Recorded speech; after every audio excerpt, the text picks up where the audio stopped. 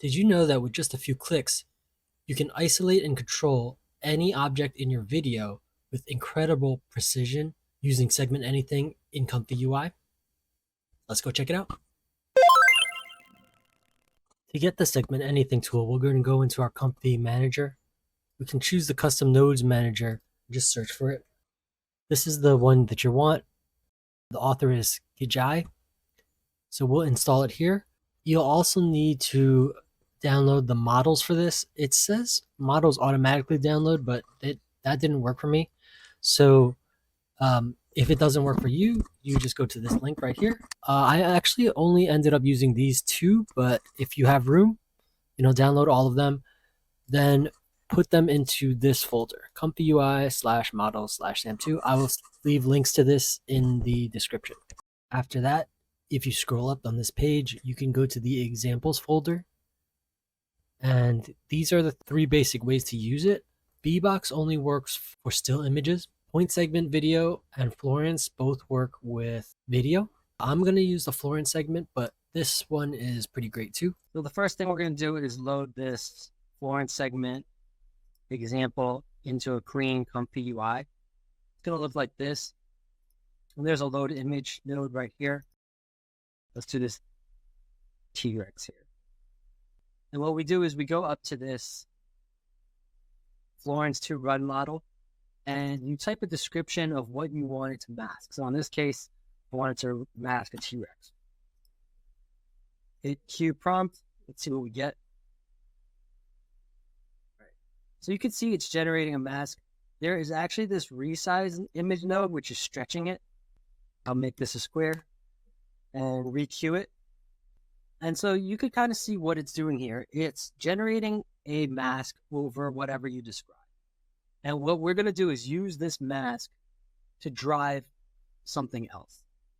Except instead of using an image, we're going to do it for video. In order to change it to video, all you have to do is switch this part right here in this load SAM2 model. We're going to switch this node to video.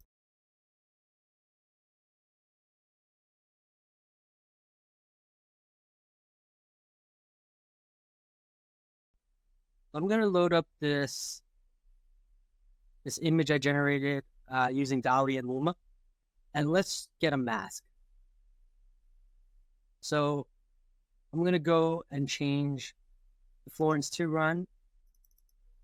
I'm going to change it to soldier full. And I wanted to output a video. So,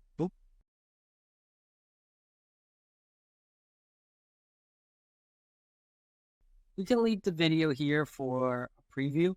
I'll just add the video combine node here at the end of this image and preview so that we know what's going on. Let's cue this in. Oh, there's one thing I forgot to change. So we also have to change, right now it is set in VBox's mode from VBox to this SAM2 segmentation. All we have to do is disconnect VBox right here and change it to coordinates positive. I also forgot to turn this true on, so it does pass through into this node. All right, cool. So we got a mask mostly around the main subject, which is exactly what I wanted. I did end up playing around with the settings a little bit, and what I ended up with was using the Hera base plus in the load SAM2 model, and also increasing the num beams to 9. That seemed to give me the results I wanted. So, and that's just because my subject and background is really complicated. What I'm going to do here is save this mask instead. So I'm going to use a different video combined, set this to save. I want it to save as an MP4. And I'm just going to add this mask to image node. And I will rerun this again. What we're going to be able to do is load this mask into like a video editing software so that we can play with it. But later, I'll show you how to use this mask in ComfyUI to do other things. All right, so here's what we got. This is the mask preview over the image, and this is just the mask that it's exporting. I'm saving this as a separate thing on its own file, and this is just kind of like a preview for us to know how much of it's covering. Let's bring this into a video editing program and see how we can manipulate it. Okay, so just to demonstrate what you can do with a mask, and what it's going to be doing on the back end in Comfy, this is After Effects. I'm just going to load the original video as reference, which is the same thing that we've been watching. And this is the mask. I'm going to just drag it right on top as a separate file. The size is a little different, but I'll just scale that up. And you could see that the mask kind of overlaps the character. And what this allows is for us to separate the background and foreground. So as an easy example, I'm just going to add a new text layer here.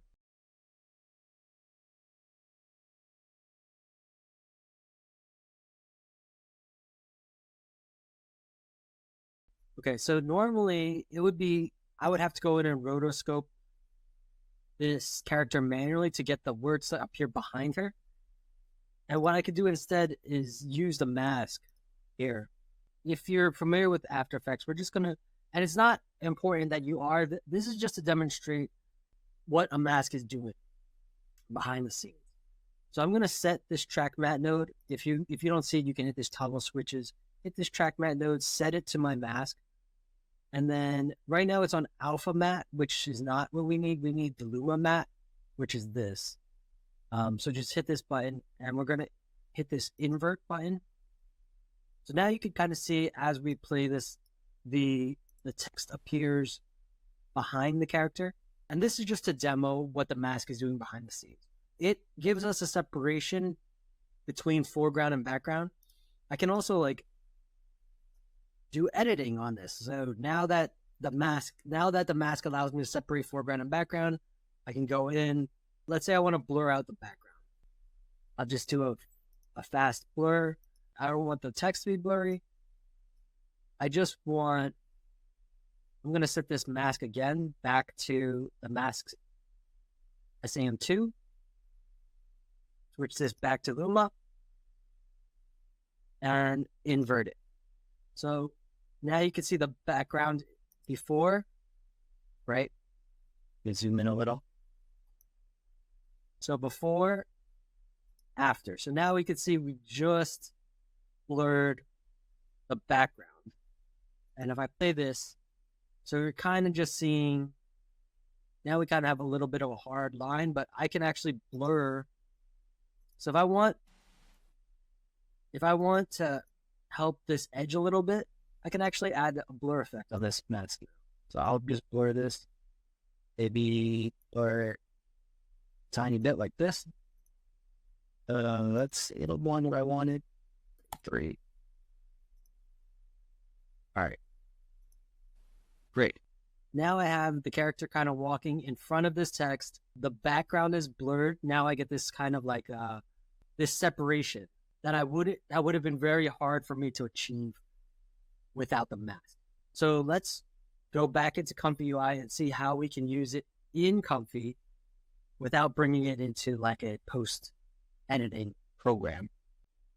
Okay, back in Comfy, what I want to do is I'm going to load up a new video.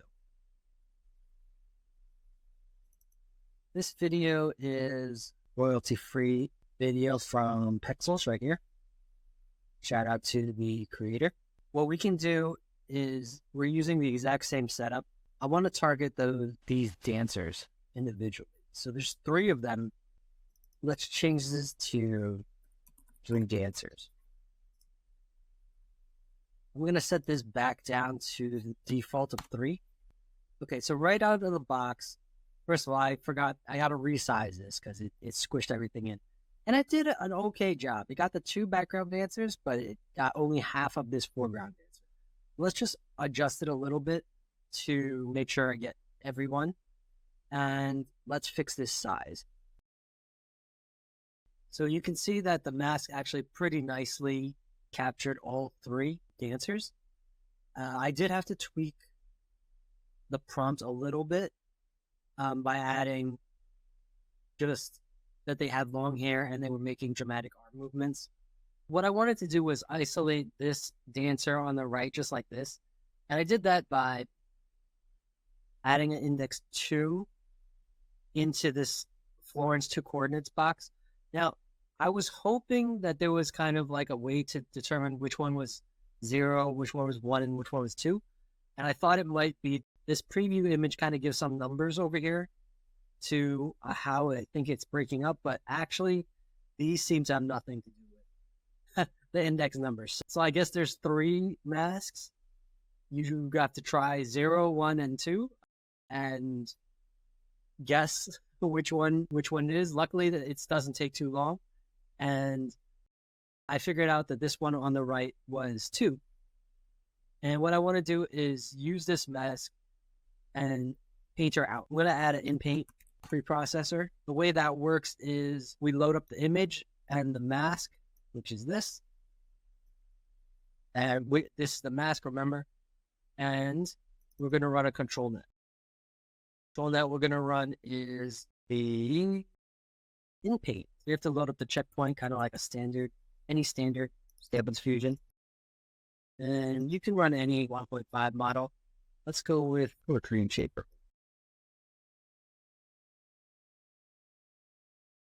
Load up 2 clips, one for the positive, one for the negative. So we're going to positive here.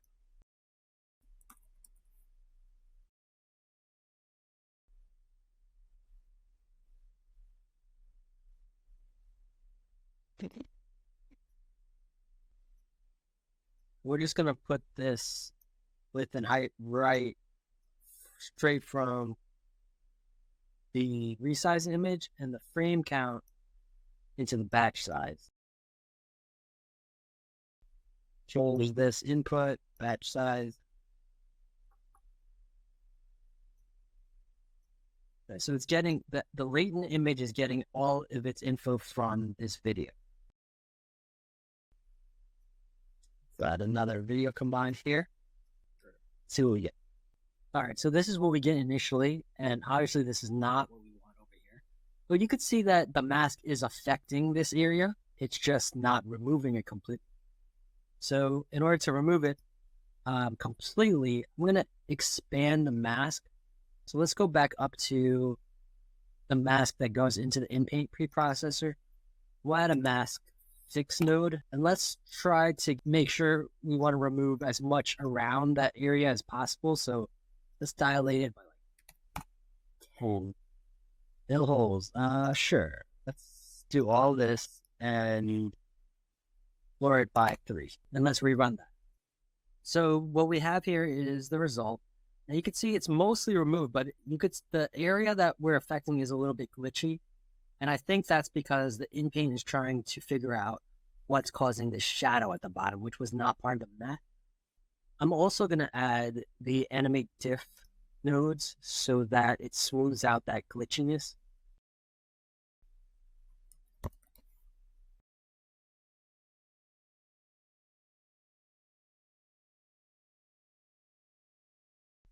Use the B3.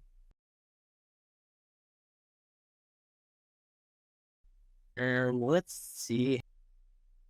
Okay, so here is our results, and that's way better. We got rid of that glitchiness. The other thing is, we are seeing like a loss of resolution in their faces. Part of that might be the checkpoint model that we're using, but most likely this is just due to resolution. So if we were to take this to the next level, and this was our shot that we really wanted to get done, we would just have to increase the resolution.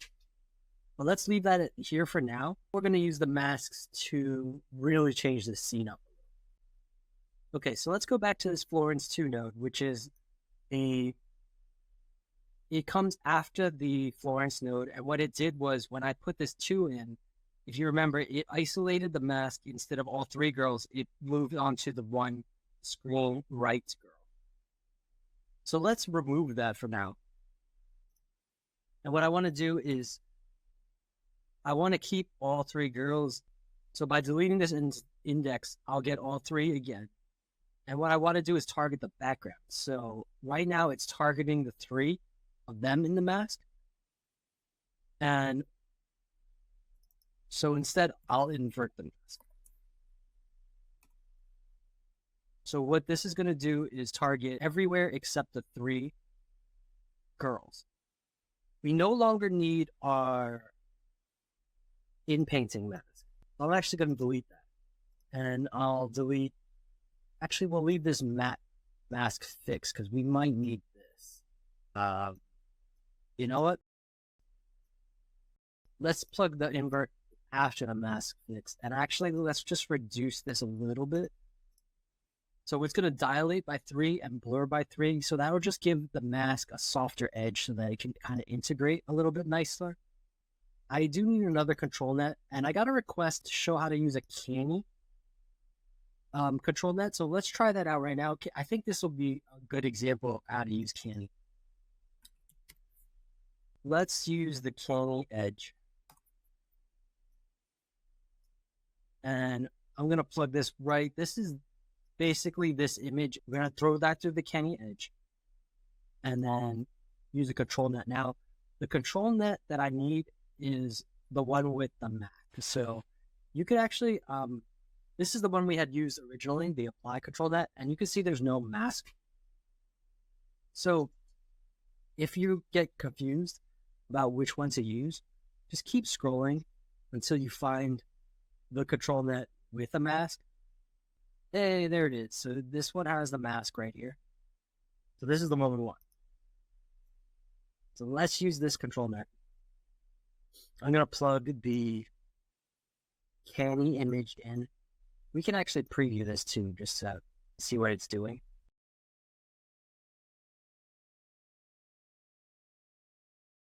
And I'm actually going to apply the mask to this, where it says mask optional. So what it's going to do is apply this canny to everything other than the 3 answers. Let's plug in our conditioning and the output. And I'm actually going to use the prompt this time because I want to change what the background looks like. So let's change it to, this would be cool if it was like maybe a big apartment window. So right now, this is going to control the background only because it's a mask. But what are we going to do with all of these? I want to bring the actual answers back. And so the best way to do that is with the image composite.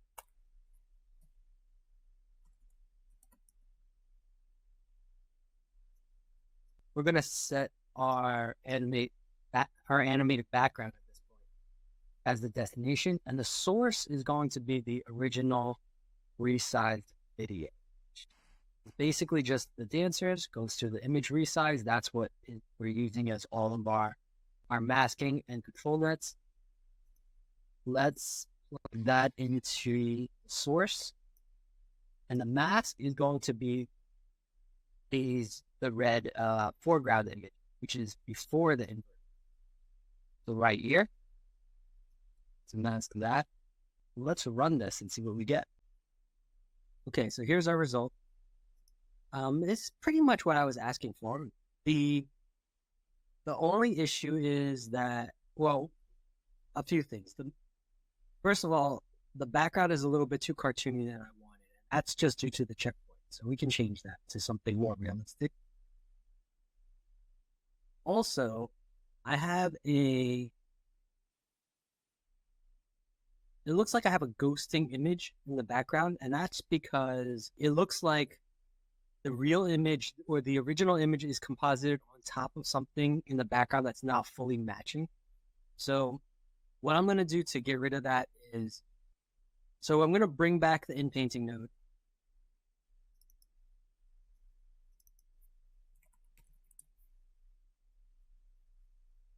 Which was the in-paint preprocessor. And we can use this control net just because it's here already.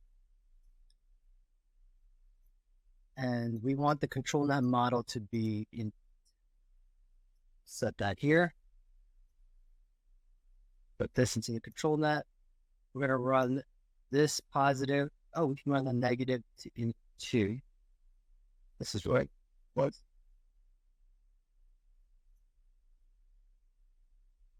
Okay.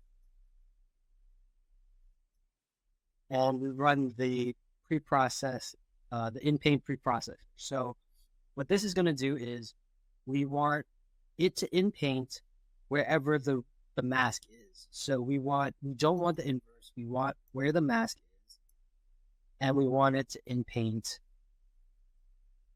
this image. What this should be doing is filling whatever is in here into this background. And I'm going to change this. So instead of this checkpoint, let's go with something more realistic. Cool. I also added a little bit of detail to this prompt. So just added some skyscrapers, advanced technology, and let's run this. Okay, so here's our result. That shadow is gone, which is exactly what we're going for. There is a harsh outline on all of these, and that's definitely due to the mask dilating too much. So I will tone that back. But in addition to that, I also want the lighting is clearly very different.